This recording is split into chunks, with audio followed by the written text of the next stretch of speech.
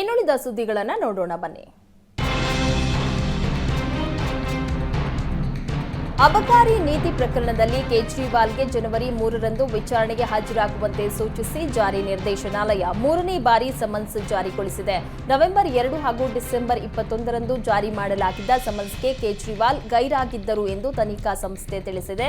2ನೇ ಸಮನ್ಸ್ನಲ್ಲಿ ಪದಚ್ಯುತಿಗೆ ನಿರಾಕರಿಸಿದ ಕೇಜ್ರಿವಾಲ್ ತಮ್ಮ ವಿರುದ್ಧ ವೈಯಕ್ತಿಕ ಹಾಜರಾತಿಗಾಗಿ ನೀಡಲಾದ ನೋಟಿಸ್ ಕಾನೂನಿಗೆ ಅನುಗುಣವಾಗಿಲ್ಲ ಮತ್ತು ಅದನ್ನು ಹಿಂಪಡೆಯಬೇಕು ಎಂದು ಪ್ರಕರಣದ ತನಿಖಾಧಿಕಾರಿಗೆ ಪತ್ರ ಬರೆದಿದ್ದಾರೆ. ಬ್ರಿಜ್ಭೂಷಣ್ ಆಪ್ತ ಅಧ್ಯಕ್ಷರಾಗಿ ಆಯ್ಕೆಯಾದ ಕಾರಣ ಮತ್ತೊಂದು ಸುತ್ತಿನ ಹೋರಾಟ ಶುರುವಾಗುವ ಲಕ್ಷಣ ಕಾಣ್ತಾ ಇದೆ. ವಿವಾದದ ಕಿಡಿ ದಿನದಿಂದಲೂ ಸಹ ಹೆಚ್ಚಾಗ್ತಾ ಇದೆ. ಫೆಡರೇಷನ್ ಅಧ್ಯಕ್ಷರ ಆಯ್ಕೆಯನ್ನ ಖಂಡಿಸಿ ಪದ್ಮಶ್ರೀ ಪ್ರಶಸ್ತಿಯನ್ನೇ ವಾಪಸ್ ನೀಡುವುದಾಗಿ ಕುಸ್ತಿಪಟು ಬಜರಂಗ್ ಪೂನಿಯಾ ಘೋಷಿಸಿದ್ದಾರೆ. ಪ್ರಧಾನಿಗೆ ಪತ್ರ ಬರೆದ ಪೂನಿಯಾ ಕುಸ್ತಿ ಫೆಡರೇಷನ್ನಲ್ಲಿ ನಡೆದ ಅಕ್ರಮ ಖಂಡಿಸಿ 2019ರಲ್ಲಿ ತಮಗೆ ನೀಡಿದ್ದ ಪದ್ಮಶ್ರೀ ಪ್ರಶಸ್ತಿಯನ್ನ ವಾಪಸ್ ನೀಡುವುದಾಗಿ ಹೇಳಿದ್ದಾರೆ. ಇದೇ ವೇಳೆ ಸಂಸತ್ ಬಳಿ ಪ್ರಧಾನಿ ಭೇಟಿಗೆ ತೆರಳಿದ್ದ ಬಜರಂಗ್ ಪೂನಿಯಾರನ್ನ ಪೊಲೀಸರು ತಡೆದು ವಾಪಸ್ ಕಳಿಸಿದ್ದಾರೆ. ಇದರಿಂದಾಗಿ ಕ್ರುದ್ಧರಾದ ಪೂನಿಯಾ ಕರ್ತವ್ಯ ಪಥದ ಫುಟ್ಪಾತ್ನಲ್ಲಿ ಪದ್ಮಶ್ರೀ ಪದಕ ಇಟ್ಟು ತೆರಳಿದ್ದಾರೆ. ಪೊಲೀಸರು ಪದಕವನ್ನು ವಶಕ್ಕೆ ಪಡೆದಿದ್ದಾರೆ. ಕುಸ್ತಿ ಫೆಡರೇಷನ್ ಆಫ್ ಇಂಡಿಯಾ ಅಧ್ಯಕ್ಷರ ಆಯ್ಕೆ ಮತ್ತೊಂದು ತೀವ್ರ ವಿರೋಧಕ್ಕೆ ಗುರಿಯಾಗಿದೆ. ಬ್ರಿಜ್ಭೂಷಣ್ ಆಪ್ತ ಸಂಜಯ್ ಸಿಂಗ್ ಕುಸ್ತಿ ಫೆಡರೇಷನ್ ಆಫ್ ಇಂಡಿಯಾ ಅಧ್ಯಕ್ಷರಾಗಿ ಆಯ್ಕೆಯಾಗಿದ್ದಾರೆ. ಇದನ್ನ ಖಂಡಿಸಿ ಕುಸ್ತಿಪಟು ಬಜರಂಗ್ ಪೂನಿಯಾ ಅವರು ತಮಗೆ ಬಂದ ಪದ್ಮಶ್ರೀ ಪ್ರಶಸ್ತಿಯನ್ನ ಪ್ರಧಾನಿ ನರೇಂದ್ರ ಮೋದಿ ಅವರಿಗೆ ಹಿಂತಿರುಗಿಸುವುದಾಗಿ ಹೇಳಿದ್ದಾರೆ. ಸಂಜಯ್ ಸಿಂಗ್ ಆಯ್ಕೆಯನ್ನ ವಿರೋಧಿಸಿ ನಿನ್ನೆ ರಿಯೋ ಒಲಿಂಪಿಕ್ಸ್ ಕಂಚಿನ ಪದಕ ವಿಜೇತೆಯಾದ ಸಾಕ್ಷಿ ಮಲಿಕ್ ಕಣ್ಣೀರಿಟ್ಟು ಕುಸ್ತಿಗೆ ವಿದಾಯವನ್ನ ಹೇಳಿದ್ರು. ಇದರ ಬೆನ್ನಲ್ಲೇ ಎಂದು ಬಜರಂಗ್ ಪೂನಿಯಾ ಕೂಡ ಪದ್ಮಶ್ರೀ ಪ್ರಶಸ್ತಿ ಹಿಂತಿರುಗಿಸುವುದಾಗಿ ಪ್ರಧಾನಿ ನರೇಂದ್ರ ಮೋದಿ ಅವರಿಗೆ ಪತ್ರವನ್ನ ಬರೆದಿದ್ದಾರೆ. ಪ್ರಧಾನಿ ನರೇಂದ್ರ ಮೋದಿ ಅವರಿಗೆ ಪತ್ರ ಬರೆದಿರುವ ಬಜರಂಗ್ ಪೂನಿಯಾ, ನಾನು ನನ್ನ ಪದ್ಮಶ್ರೀ ಪ್ರಶಸ್ತಿಯನ್ನ ಪ್ರಧಾನಿಗೆ ಹಿಂತಿರುಗಿಸ್ತಾ ಇದ್ದೇನೆ, ಅದನ್ನ ಹೇಳಲು ಈ ಪತ್ರ ಬರೆದಿದ್ದೇನೆ ಎಂದು ಬಜರಂಗ್ ಪೂನಿಯಾ ಸಾಮಾಜಿಕ ಜಾಲತಾಣದಲ್ಲಿ ಪೋಸ್ಟ್ ಅನ್ನ ಶೇರ್ ಮಾಡಿದ್ದಾರೆ. ನೀವು ಪೋಷಕರಾಗಲು ಕಾಯುತ್ತಿದ್ದೀರಾ? ಚಿಂತಿಸದಿರಿ. ಓಯಾಸಿಸ್ ಫರ್ಟಿಲಿಟಿ 90,000 ದಂಪತಿಗಳ ಜೀವನದಲ್ಲಿ ಸಂತೋಷವನ್ನು ತಂದಿದೆ. 7825893601ಗೆ ಕರೆ ಮಾಡಿ. ಅತ್ಯದ್ಭುತ ರಿಯಾಯಿತಿ ಪಡೆಯಿರಿ ಹಾಗೂ ಎಲ್ಲರಿಗೂ ಗುಡ್ ನ್ಯೂಸ್ ಕೊಡಿ.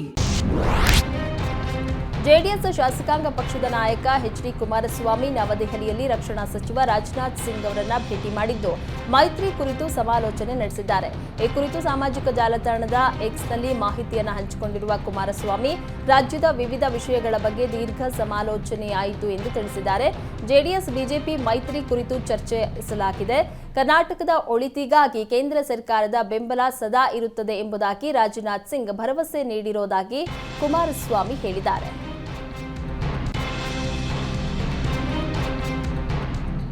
ಕಳೆದ 2 ದಿನಗಳಿಂದ ಕೇರಳ ರಾಜ್ಯದಲ್ಲಿ ಪ್ರತಿದಿನ 500ಕ್ಕೂ ಹೆಚ್ಚು ಕೋವಿಡ್ ಸೋಂಕು ಪ್ರಕರಣಗಳು ವರದಿಯಾಗ್ತಾ ಇವೆ. ಸದ್ಯ ಕೇರಳದಲ್ಲಿ ಒಟ್ಟು 2341 ಸಕ್ರಿಯ ಕೋವಿಡ್ ಸೋಂಕು ಪ್ರಕರಣಗಳು ಇವೆ ಅಂತ ಕೇರಳ ಆರೋಗ್ಯ ಇಲಾಖೆ ಮಾಹಿತಿ ನೀಡಿದೆ. ಕೇರಳದ ಸ್ಥಿತಿಗತಿ ಕುರಿತಾಗಿ ಕೇಂದ್ರದ ಆರೋಗ್ಯ ಸಚಿವಾಲಯ ಕೂಡ ನಿಗಾ ವಹಿಸಿದೆ. ಸದ್ಯ ಕೇರಳ ರಾಜ್ಯಾದ್ಯಂತ 15ರಿಂದ 20 ಮಂದಿ ಕೋವಿಡ್ ಸೋಂಕಿತರು ಆಸ್ಪತ್ರೆ ಸೇರಿದ್ದಾರೆ. ಕೆಲವು ಹಿರಿಯ ವಯಸ್ಸಿನ ರೋಗಿಗಳನ್ನು ಐಸಿಯು ಹಾಗೂ ವೆಂಟಿಲೇಟರ್ನಲ್ಲೂ ಇಡಲಾಗಿದೆ. ಕೋವಿಡ್ ಸೋಂಕು ಪ್ರಮಾಣ 2023ರ ಆಗಸ್ಟ್ನಲ್ಲಿ ಕೇವಲ 1%ರಷ್ಟಿತ್ತು. ಸೆಪ್ಟೆಂಬರ್ ಅಕ್ಟೋಬರ್ನಲ್ಲಿ ಈ ಶೇಕಡಾವಾರು 2ಕ್ಕೆ ಏರಿಕೆಯಾಗಿತ್ತು. ಆದರೆ ನವೆಂಬರ್ನಲ್ಲಿ ಏಕಾಏಕಿ 8ಕ್ಕೆ ಏರಿಕೆ ಕಂಡಿದ್ದು, ಇದೀಗ ಡಿಸೆಂಬರ್ ಮಧ್ಯಭಾಗದ ಹೊತ್ತಿಗೆ ಕೇರಳದಲ್ಲಿ ಕೋವಿಡ್ ಸೋಂಕು ಹರಡುವಿಕೆ ಪ್ರಮಾಣ 30ಕ್ಕೆ ಏರಿಕೆ ಕಂಡಿದೆ. ಈ ಮೂಲಕ ಸಮುದಾಯದ ಮಟ್ಟಕ್ಕೆ ಸೋಂಕು ಹರಡಿದೆ ಅನ್ನೋದು ಖಚಿತವಾಗಿದೆ. ಮೋದಿ ಹ್ಯಾಟ್ರಿಕ್ ಗೆಲುವಿನ ಕನಸು ಛಿದ್ರ ಮಾಡುವುದಕ್ಕೆ ಇಂಡಿಯಾ ಕೂಟ ಅಖಾಡದಲ್ಲಿ ತಯಾರಿ ನಡೆಸ್ತಾ ಇದೆ. ಮೊನ್ನೆಯಷ್ಟೇ ದಿಲ್ಲಿಯಲ್ಲಿ ಇಂಡಿಯಾ ಮಿತ್ರಕೂಟದ ದಿಗ್ಗಜರೆಲ್ಲ ಸೇರಿ ಜಂಟಿ ಹೋರಾಟದ ಶಪಥ ಮಾಡಿದ್ರು. ಅದರಂತೆ ನಿನ್ನೆ ದೆಹಲಿಯ ಜಂತರ್ ಮಂತರ್ನಲ್ಲಿ ಮೋದಿ ವಿರೋಧಿಗಳು ಎಲೆಕ್ಷನ್ ಕಹಳೆಯನ್ನ ಮೊಳಗಿಸಿದ್ರು. ಸಂಸತ್ನಲ್ಲಿ ವಿಪಕ್ಷಗಳ ಸಂಸದರ ಅಮಾನತು ಖಂಡಿಸಿ ಇಂಡಿಯಾ ಮೈತ್ರಿಕೂಟದ ನಾಯಕರು ಒಗ್ಗಟ್ಟಿನಿಂದ ಪ್ರತಿಭಟನೆ ನಡೆಸುವ ಮೂಲಕ ಲೋಕ ಸಂಗ್ರಾಮಕ್ಕೆ ಮುನ್ನಡೆಯನ್ನ ಬರೆದಿದ್ದಾರೆ. ಸಂಸತ್ನಲ್ಲಿ ಭದ್ರತಾ ಲೋಪ ವಿಚಾರದಲ್ಲಿ ಗದ್ದಲ ಮಾಡಿದ್ರು ಅನ್ನೋ ಕಾರಣಕ್ಕೆ ವಿಪಕ್ಷಗಳ ಸಂಸದರ ಅಮಾನತು ಮಾಡಲಾಗಿದೆ.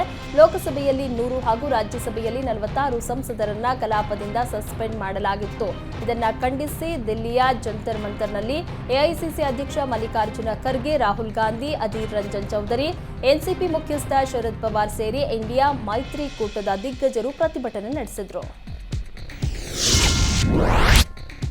ಎಲ್ಪಿಜಿ ಸಿಲಿಂಡರ್ ಜಿಲ್ಲೆಯಲ್ಲಿ 39.50 ರುಗಳಷ್ಟು ಇಳಿಕೆಯಾಗಿದೆ. ಈ ದರ ಕಡಿತ 19 ಕೆಜಿ ವಾಣಿಜ್ಯ ಸಿಲಿಂಡರ್ಗಳಿಗೆ ಮಾತ್ರ ಅನ್ವಯ ಆಗಲಿದೆ. ಸಾಮಾನ್ಯವಾಗಿ ತಿಂಗಳ ಮೊದಲ ದಿನ ಸಿಲಿಂಡರ್ ಬೆಲೆ ಪರಿಷ್ಕರಿಸಲಾಗ್ತಾ ಇತ್ತು. ಆದರೆ ಈ ಬಾರಿ ಇನ್ನು 8 ದಿನದ ಮೊದಲೇ ದರದಲ್ಲಿ ಇಳಿಕೆಯಾಗಿದೆ.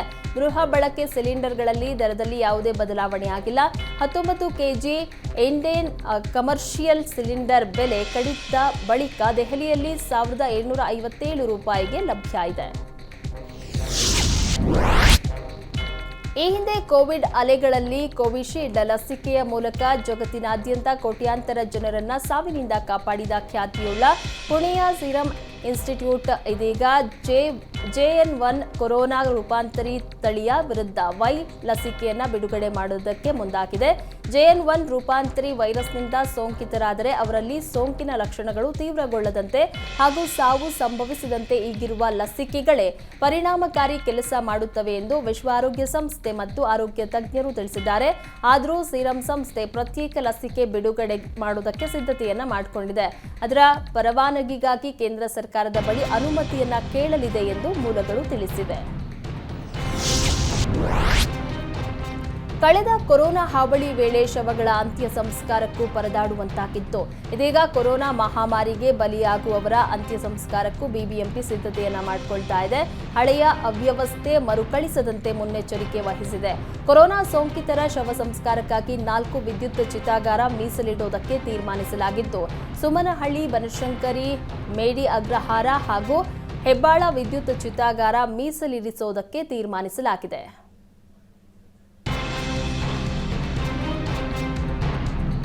ಕಾಫಿನಾಡು ಚಿಕ್ಕಮಗಳೂರಿನಲ್ಲಿ ಇಂದಿನಿಂದ 6 ದಿನ ಟೂರಿಸ್ಟ್ ಹಾಗೂ 3 ದಿನ ಎಣ್ಣೆ ಬಂದ್ ಮಾಡಲಾಗ್ತಾ ಇದೆ. ಇಂದಿನಿಂದ ಮುಳ್ಳಯ್ಯನಗಿರಿಗೆ ಪ್ರವೇಶ ಕೂಡ ಬಂದ್ ಮಾಡಲಾಗ್ತಾ ಇದ್ದು, ಚಂದ್ರದ್ರೋಣ ಪರ್ವತಗಳ ಸಾಲಿನ ಪ್ರವಾಸಿ ತಾಣಗಳಾದ ದತ್ತಪೀಠ, ಸೀತಾಳಯ್ಯನಗಿರಿ, ಗಾಳಿಕೆರೆ, ಮಾಣಿಕ್ಯಧಾರೆಗೆ ನಿರ್ಬಂಧ ಹೇರಲಾಗಿದೆ. ದತ್ತ ಜಯಂತಿ ಹಿನ್ನೆಲೆಯಲ್ಲಿ ಈ ನಿರ್ಧಾರವನ್ನು ಕೈಗೊಳ್ಳಲಾಗಿದ್ದು, ಇಂದಿನಿಂದ ಡಿಸೆಂಬರ್ 27ರ ಬುಧವಾರ ಸಂಜೆಯವರೆಗೂ ಎಲ್ಲ ಪ್ರವಾಸಿಗರಿಗೆ ಸಂಪೂರ್ಣ ನಿರ್ಬಂಧ ಹೇರಲಾಗಿದೆ. ಹೋಮ್ ಸ್ಟೇ, ರೆಸಾರ್ಟ್ ಬುಕ್ ಮಾಡಿದ್ದರೆ ಬರಬಹುದು, ತೊಂದರೆ ಇಲ್ಲ. ಆದರೆ ಪ್ರವಾಸಿ ತಾಣಗಳಿಗೆ ಹೋಗುವಂತಿಲ್ಲ. ಹೋಮ್ ಸ್ಟೇ, ರೆಸಾರ್ಟ್ನಲ್ಲೇ ಇರಬೇಕಾಗತ್ತೆ. ಮಲ್ಪೆಯಲ್ಲಿ ಮೀನುಗಾರಿಕಾ ಬೋಟ್ ಮುಳುಗಡೆಯಾಗಿದ್ದು, ಬೋಟ್ನಲ್ಲಿದ್ದ 8 ಮೀನುಗಾರರನ್ನ ರಕ್ಷಣೆ ಮಾಡಲಾಗಿದೆ. ಆಳ ಸಮುದ್ರದ ಮೀನುಗಾರಿಕೆಗೆ ತೆರಳಿದ್ದ ಸಂದರ್ಭ ಬೋಟ್ ಮುಳುಗಡೆಯಾಗಿತ್ತು. ಬೋಟ್ ತಳಭಾಗಕ್ಕೆ ವಸ್ತು ತಗುಲಿ ನೀರು ಬೋಟ್ ಒಳಗೆ ನುಗ್ಗಿದೆ. ಸದ್ಯ ವೈರ್ಲೆಸ್ ಮೂಲಕ ರಕ್ಷಣೆ ಕರೆ ಮಾಡಿದ್ರಿಂದ ಶ್ರೀ ಮೂಕಾಂಬಿಕಾ ಅನುಗ್ರಹ ಬೋಟ್ನವರು 8 ಮೀನುಗಾರರನ್ನ ರಕ್ಷಿಸಿದ್ದಾರೆ. ಬ್ಯಾಂಕ್ ಅಧಿಕಾರಿಗಳ ಸೋಗಲ್ಲಿ ಬಂದ ದರೋಡೆಕೋರರು ಮನೆಯಲ್ಲಿದ್ದ ಹಣ ಹಾಗೂ ಚಿನ್ನಾಭರಣ ದೋಚಿ ಪರಾರಿಯಾಗಿದ್ದಾರೆ. ಭದ್ರಾವತಿ ತಾಲೂಕಿನ ಹೊಳೆಹೊನ್ನೂರು ಸಮೀಪದ ಬೀರಹಳ್ಳಿಯಲ್ಲಿ ಘಟನೆ ನಡೆದಿದೆ. ಹರ್ಷಿತ್ ಕನಕಾನಂದ ಎಂಬುವವರ ಮನೆಯಲ್ಲಿ 30,000 ರೂಪಾಯಿ ನಗದು ಸೇರಿದಂತೆ 1.13 ಲಕ್ಷ ರೂಪಾಯಿ ಮೊತ್ತದ ಚಿನ್ನದ ಆಭರಣಗಳನ್ನು ದೋಚಿ ಪರಾರಿಯಾಗಿದ್ರು. ಇದೀಗ ದರೋಡೆಕೋರರನ್ನ ಬಂಧಿಸುವಲ್ಲಿ ಪೊಲೀಸರು ಯಶಸ್ವಿಯಾಗಿದ್ದಾರೆ. ಖಾಸಗಿ ಬಸ್ ಮತ್ತು ಬೈಕ್ ನಡುವೆ ಅಪಘಾತ ಸಂಭವಿಸಿದ್ದು, ಬೈಕ್ ಸವಾರನಿಗೆ ಗಂಭೀರ ಗಾಯಗಳಾಗಿವೆ. ಮೈಸೂರು ಟಿ.ನರಸೀಪುರ ಮುಖ್ಯ ರಸ್ತೆಯ ಇಂಡವಾಳು ಗ್ರಾಮದ ಬಳಿ ಅಪಘಾತ ಸಂಭವಿಸಿದೆ. ಟಿ.ನರಸೀಪುರ ತಾಲೂಕಿನ ರಾಯರಹುಂಡಿ ಗ್ರಾಮದ ನಿವಾಸಿ ಜಯಶಂಕರ್ ಗಂಭೀರವಾಗಿ ಗಾಯಗೊಂಡ ಬೈಕ್ ಸವಾರ. ಅಪಘಾತದ ದೃಶ್ಯ ಬಸ್ನ ಸಿಸಿಟಿವಿಯಲ್ಲಿ ಸೆರೆಯಾಗಿದ್ದು, ತಿರುವಿನಲ್ಲಿ ಹಿಂಬದಿಯಿಂದ ಬಂದ ಖಾಸಗಿ ಬಸ್ ಬೈಕ್ಗೆ ಜೋರಾಗಿ ಗುದ್ದಿದೆ. ಟಿ.ನರಸೀಪುರ ಪೊಲೀಸ್ ಠಾಣೆಯಲ್ಲಿ ಪ್ರಕರಣ ದಾಖಲಾಗಿದೆ. ಕೃಷಿ ತೋಟಕ್ಕೆ ಕಾಡಾನೆ ನುಗ್ಗಿದ್ದು, ಕಾಡಾನೆ ದಾಳಿಯಿಂದ ಅಪಾರ ಪ್ರಮಾಣದ ಬೆಳೆ ಹಾನಿಯಾಗಿದೆ. ತೋಟದಲ್ಲಿ ಬೆಳೆದ ಅಡಿಕೆ, ತೆಂಗು, ಬಾಳೆ ಗಿಡಗಳನ್ನು ನಾಶಪಡಿಸಿದೆ. ದಕ್ಷಿಣ ಕನ್ನಡ ಜಿಲ್ಲೆಯ ಪುತ್ತೂರು ತಾಲೂಕಿನ ಪೆರ್ನಾಜೆ ಎಂಬಲ್ಲಿ ಘಟನೆ ನಡೆದಿದೆ. ಕಾಡಾನೆ ದಾಳಿಯಿಂದ ರೈತರಲ್ಲಿ ಆತಂಕ ಮನೆ ಮಾಡಿದೆ. ಸ್ಥಳಕ್ಕೆ ಅರಣ್ಯ ಇಲಾಖೆ ಅಧಿಕಾರಿಗಳು ಹಾಗೂ ಕಂದಾಯ ಅಧಿಕಾರಿಗಳು ಭೇಟಿ ನೀಡಿ ಪರಿಶೀಲನೆ ನಡೆಸಿದರು. ಬೆಳಗಾವಿ ಜಿಲ್ಲೆಯ ವಂಟಮೂರಿಯಲ್ಲಿ ಮಹಿಳೆಯನ್ನ ವಿವಸ್ತ್ರಗೊಳಿಸಿ ಹಲ್ಲೆಗೈದ ಪ್ರಕರಣಕ್ಕೆ ಸಂಬಂಧಿಸಿದಂತೆ 3 ಆರೋಪಿಗಳನ್ನು ಸಿಐಡಿ ವಶಕ್ಕೆ ಪಡೆದಿದ್ದು, ಇದೀಗ ಸಿಐಡಿ ವಶದಲ್ಲಿದ್ದ 3 ಆರೋಪಿಗಳು ಅನಾರೋಗ್ಯದ ಹೆಸರಲ್ಲಿ ಹೈಡ್ರಾಮಾ ಮಾಡಿದ್ದಾರೆ. ಹೈಡ್ರಾಮಾ ಮಾಡಿದ ಆರೋಪಿಗಳನ್ನ ಸಿಐಡಿ ತಂಡ ಚಿಕಿತ್ಸೆಗಾಗಿ ಜಿಲ್ಲಾಸ್ಪತ್ರೆಗೆ ಕರೆತಂದಿದೆ. ಈ ವೇಳೆ ಪ್ರಕರಣದ ಮೊದಲನೇ ಆರೋಪಿ ಬಸಪ್ಪ ರುದ್ರಪ್ಪ ನಾಯಕ ಆಸ್ಪತ್ರೆಯಲ್ಲಿ ಕುಸಿದು ಬಿದ್ದಿದ್ದಾನೆ. ಬಿಪಿ ವೇರಿಯೇಷನ್ ಆಗಿದೆ ಎಂದು ಬಸಪ್ಪ ನಾಯಕ ಕುಸಿದು ಬಿದ್ದಿದ್ದಾನೆ. ಇದೀಗ ಪ್ರಕರಣದ A1 ಆರೋಪಿ ಬಸಪ್ಪನಿಗೆ ಬೆಳಗಾವಿಯ ಜಿಲ್ಲಾಸ್ಪತ್ರೆಯಲ್ಲಿ ಚಿಕಿತ್ಸೆ ಮುಂದುವರೆದಿದೆ. ಬೆಳಗಾವಿಯಲ್ಲಿ ಮತ್ತೊಂದು ಹೈಟೆಕ್ ಸ್ಮಗ್ಲಿಂಗ್ ಜಾಲ ಅಬಕಾರಿ ಪೊಲೀಸರ ಕೆಡ್ಡಕ್ಕೆ ಬಿದ್ದಿದೆ. ಸಿನಿಮಾ ಸ್ಟೈಲ್ನಲ್ಲಿ ಗೋವಾದಿಂದ ಅಕ್ರಮ ಮದ್ಯ ಮಾರಾಟ ಮಾಡಲಾಗ್ತಾ ಇತ್ತು. ಖಚಿತ ಮಾಹಿತಿ ಮೇರೆಗೆ ಅಬಕಾರಿ ಪೊಲೀಸರು ದಾಳಿಯನ್ನು ನಡೆಸಿದ್ದಾರೆ. ಮಶ್ರೂಮ್ ಚೀಲದಲ್ಲಿ ಮಧ್ಯದಲ್ಲಿ ಗೋವಾದಿಂದ ಮದ್ಯದ ಬಾಕ್ಸ್ ಇಟ್ಟು ಸಾಗಾಟ ಮಾಡ್ತಾ ಇದ್ದ ಇಬ್ಬರು ಲಾರಿ ಚಾಲಕರನ್ನ ವಶಕ್ಕೆ ಪಡೆದಿದ್ದಾರೆ. ಅಪಾರ ಪ್ರಮಾಣದ ಮದ್ಯದ ಬಾಕ್ಸ್ ಕಂಡು ಜನ ಹೌಹಾರಿದ್ದು ಖದೀಮರ ಪ್ಲಾನ್ ನೋಡಿ ಬೆಳಗಾವಿ ಜನ ಬೆಚ್ಚಿ ಬಿದ್ದಿದ್ದಾರೆ. ಎಮ್ಮೆ ಹಾಲಿಗೆ ಬೇಡಿಕೆ ಹೆಚ್ಚಾಗಿರುವ ಕಾರಣ ಕೆಎಂಎಫ್ ಮತ್ತೊಮ್ಮೆ ಎಮ್ಮೆ ಹಾಲನ್ನ ಮಾರುಕಟ್ಟೆಗೆ ಪರಿಚಯಿಸುವುದಕ್ಕೆ ಮುಂದಾಗಿದೆ. ಈಗಾಗಲೇ ರಾಜ್ಯದ ಮಾರುಕಟ್ಟೆಗಳಲ್ಲಿ ಕೆಎಂಎಫ್ ಎಮ್ಮೆ ಹಾಲು ಮಾರಾಟ ಶುರುವಾಗಿದ್ದು ಗ್ರಾಹಕರಿಂದಲೂ ಭಾರಿ ಬೇಡಿಕೆ ಬರ್ತಾ ಇದೆ. ಕೆಎಂಎಫ್ ಎಮ್ಮೆ ಹಾಲಿನ ಬೆಲೆ ಪ್ರತಿ ಲೀಟರ್ ಹಾಲಿಗೆ 60 ರೂಪಾಯಿ ನಿಗದಿಪಡಿಸಲಾಗಿದೆ. ಹಾಲು ಒಕ್ಕೂಟಗಳಿಗೆ ಪ್ರತಿನಿತ್ಯ 60,000 ಲೀಟರ್ ಎಮ್ಮೆ ಹಾಲು ಪೂರೈಕೆ ಮಾಡಲಾಗುತ್ತೆ. ದಕ್ಷಿಣ ಭಾರತದ ಖ್ಯಾತ ನಟಿ ಸಾಯಿ ಪಲ್ಲವಿ ಅವರು ಉಡುಪಿಯ ಶ್ರೀಕೃಷ್ಣ ಮಠಕ್ಕೆ ಭೇಟಿ ನೀಡಿದ್ದಾರೆ. ಖಾಸಗಿ ಕೆಲಸದ ನಿಮಿತ್ತ ಕರಾವಳಿಗೆ ಬಂದಿರೋ ಅವರು ಕನಕ ನವಗ್ರಹ ಕಿಂಡಿಯ ಮೂಲಕ ಶ್ರೀಕೃಷ್ಣನ ದರ್ಶನ ಮಾಡಿದ್ದಾರೆ. ಈ ವೇಳೆ ಕಾಣಿಯೂರು ಮಠಕ್ಕೆ ತೆರಳಿ ಶ್ರೀ ವಿದ್ಯಾವಲ್ಲಭ ತೀರ್ಥ ಸ್ವಾಮೀಜಿಯವರನ್ನ ಭೇಟಿಯಾಗಿ ಆಶೀರ್ವಾದವನ್ನ ಪಡೆದುಕೊಂಡಿದ್ದಾರೆ. ಮಠಕ್ಕೆ ಭೇಟಿ ಕೊಟ್ಟಿದ್ದ ನಟಿ ಸಾಯಿ ಪಲ್ಲವಿಯವರನ್ನ ಶ್ರೀಕೃಷ್ಣ ಮಠದ ವತಿಯಿಂದ ಸೀರೆ, ಹೂ, ಹಣ್ಣುಗಳನ್ನ ನೀಡಿ ಗೌರವಿಸಲಾಯಿತು. ಗಾರ್ಗಿ ಸಿನಿಮಾ ರಿಲೀಸ್ ಬಳಿಕ ನಟಿ ಸಾಯಿ ಪಲ್ಲವಿ ಅವರ ಕಡೆಯಿಂದ ಒಂದು ಸಿನಿಮಾ ಬಂದಿಲ್ಲ. ಕಳೆದೊಂದು ವರ್ಷದಿಂದ ಯಾವುದೇ ಸಿನಿಮಾ ಘೋಷಣೆಯೂ ಆಗಿಲ್ಲ. ನಟಿ ಸಾಯಿ ಪಲ್ಲವಿ ಅವರು ಮುಂದಿನ ದಿನಗಳಲ್ಲಿ ಯಾವ ಚಿತ್ರವನ್ನ ಮಾಡಲಿದ್ದಾರೆ ಎಂದು ಅಭಿಮಾನಿಗಳು ಕಾತರದಿಂದ ಕಾಯ್ತಾ ಇದ್ದಾರೆ.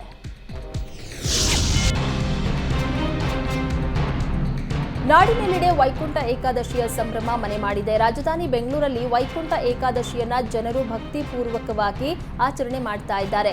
ಎಲ್ಲ ವಿಷ್ಣು ದೇಗುಲಗಳಲ್ಲಿ ಭಕ್ತರು ತುಂಬಿ ತುಳುಕ್ತಾ ಇದ್ದಾರೆ. ವಯಾಲಿಕಾವಲ್ ಟಿಟಿಡಿ ದೇವಾಲಯದ ಮಧ್ಯೆ ರಾತ್ರಿಯೇ ಓಪನ್ ಆಗಿದ್ದು ವಿಶೇಷ ಹೂಗಳಿಂದ ವೆಂಕಟೇಶ್ವರ ದೇವರಿಗೆ ಅಲಂಕಾರ ಮಾಡಲಾಗಿದೆ. ಸಾರ್ವಜನಿಕರಿಗೆ ಮಧ್ಯರಾತ್ರಿಯಿಂದಲೇ ದರ್ಶನಕ್ಕೆ ಅವಕಾಶವನ್ನ ಮಾಡಿಕೊಡಲಾಗಿದೆ. ತಳಿರು ತೋರಣಗಳಿಂದ ತಿರುಪತಿ ಮಾದರಿ ದೇವಾಲಯ ಕಂಗೊಳಿಸ್ತಾ ಇದೆ.